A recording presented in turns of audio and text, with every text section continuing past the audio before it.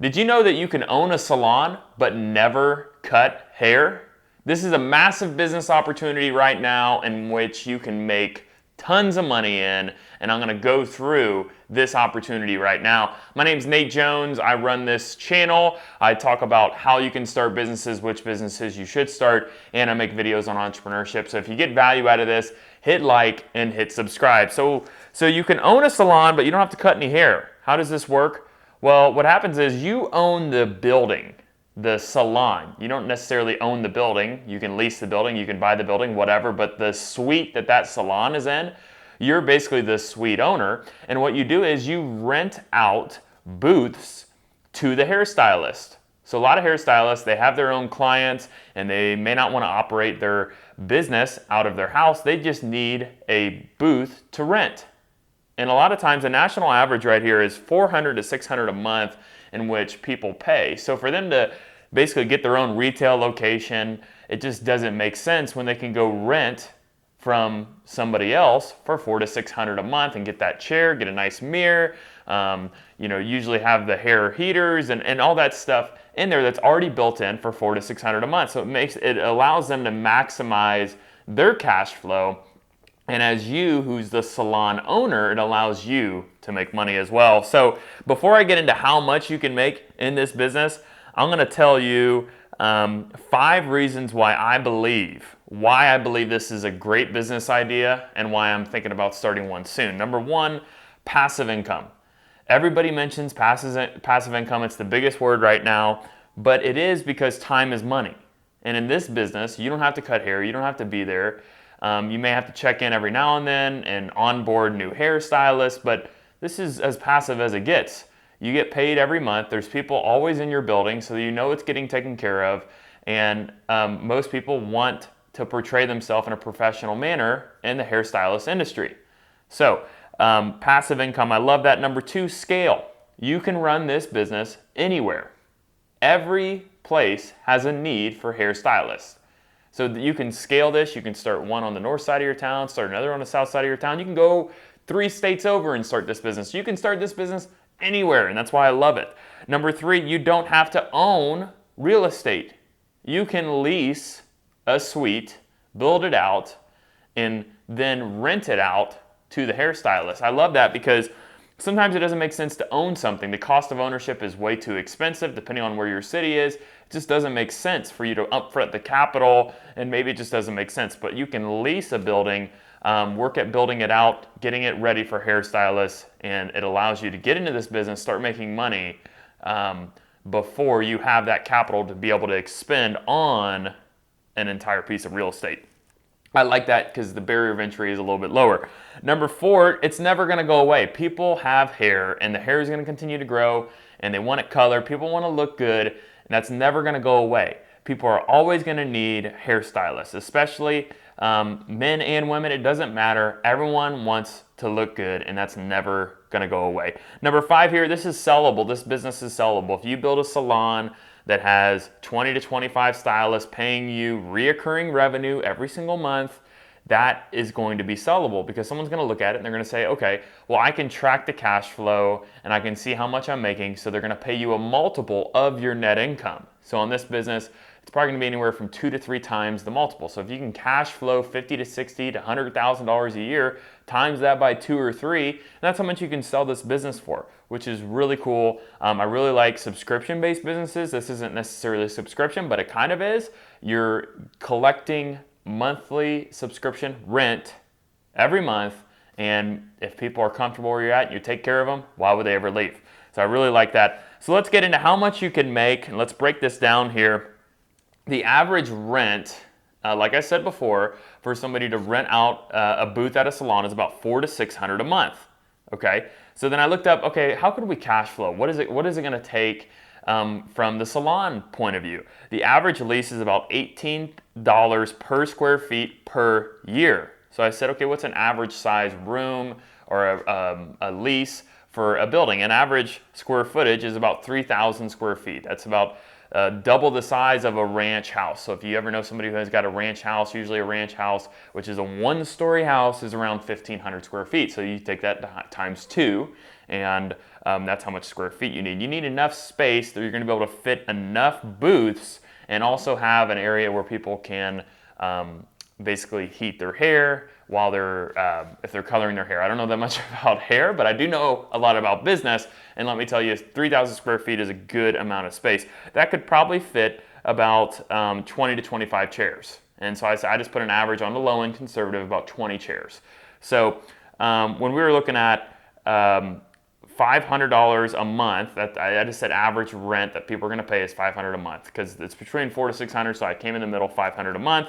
And let's say, let's say we do, what are we going to break even here? Because, if we're paying 3,000, if we have 3,000 square feet, 18,000 per square feet per year, that's 54,000 a year that we're paying in lease payments to lease that location, which is 4,500 a month. I know that seems like a big number, but let's break it down. How many stylists do we need to hit 4,500 a month?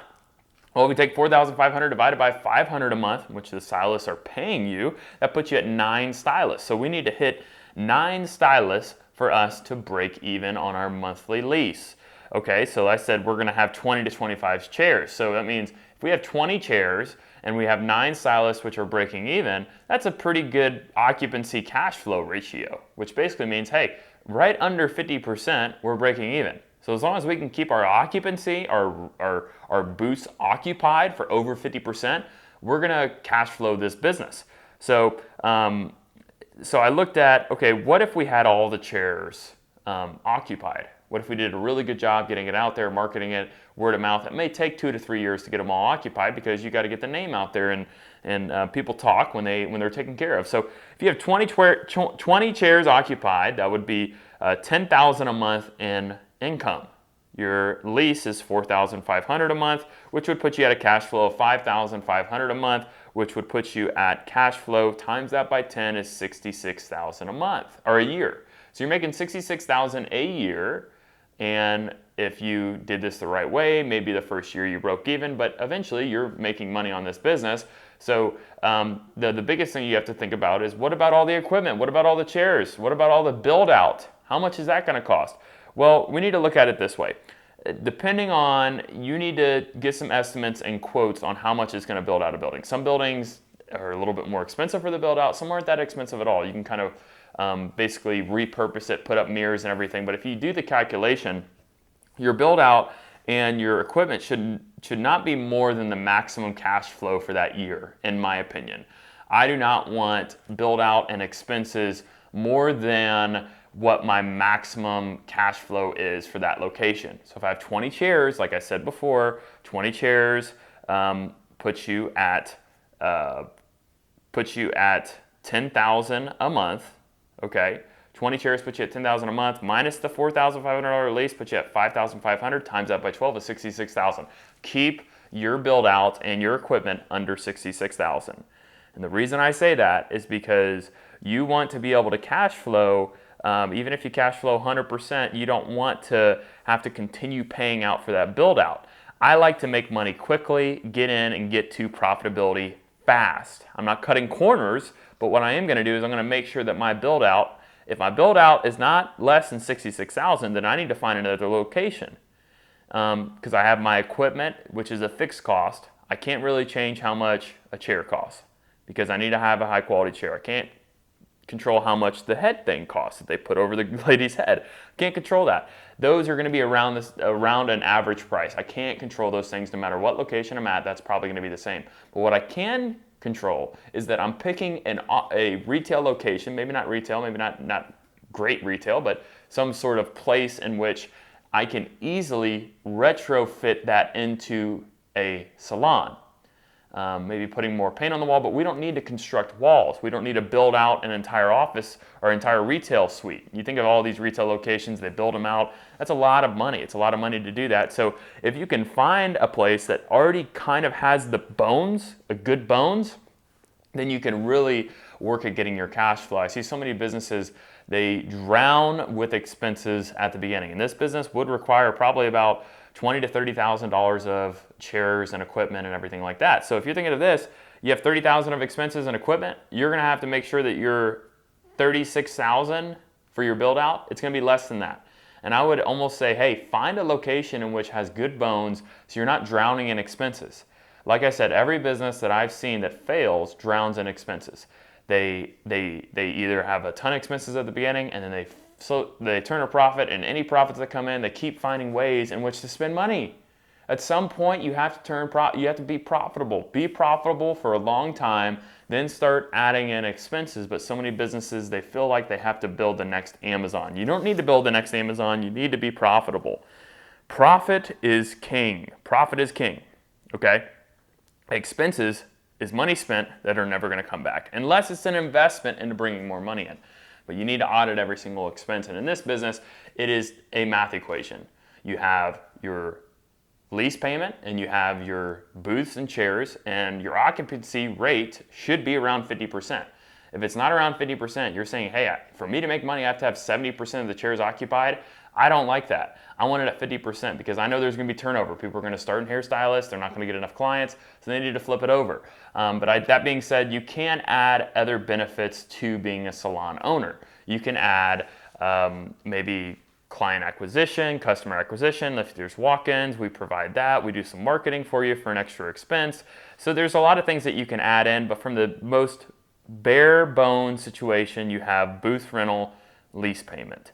So at that point, it's got to make sense, 50% occupancy ratio, and have your build out and your equipment underneath the maximum 1-year cash flow, and then you'll find success in this business, according to my calculations. Now, comment below, what are some things that I didn't include, or is there any videos that you think I should be making? And if you got value out of this, hit like and subscribe. Thank you.